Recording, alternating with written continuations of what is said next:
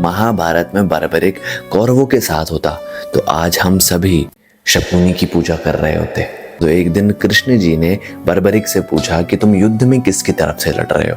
तो बर्बरिक ने कहा कि हे माधव, मैंने माँ दुर्गा को वचन दिया है कि मैं दोनों पक्षों से लड़ूंगा। जिस समय जिस पक्ष को मेरी सबसे ज्यादा आवश्यकता होगी मैं उस पक्ष से लड़ूंगा।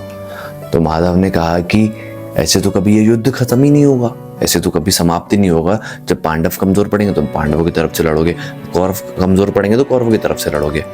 तो बर्बरिक ने कहा कि हे माधव, आप ही कुछ बताइए, आप भी मेरे गुरु हैं, आप ही मुझे बताइए रास्ता। तो कृष्ण जी ने कहा, मैं तुम्हारा गुरु हूँ, मुझे तुमसे गुरु दक्षिणा चाहिए। और क्या चाहिए? मुझे तुम्हारा सर चाहिए। ने अपना सर काट के कृष्ण जी को दे दिया। पर उनकी एक लास्ट इच्छा थी, लास्ट इच्छा ये थी कि उनको ये युद्ध अपनी आंखों से देखना था।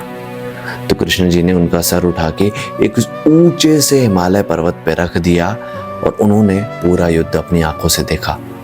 महाभारत में सिर्फ दो ही लोग थे, संजय और बर्बरिक, जिन्होंने अपनी आंखों से युद्ध भूमि में ना होकर पूरा युद्ध देखा। तो चलो तुम लोग मुझे कमेंट में बताओ कि और कौन था महाभारत में जिसने युद्ध को देखा था।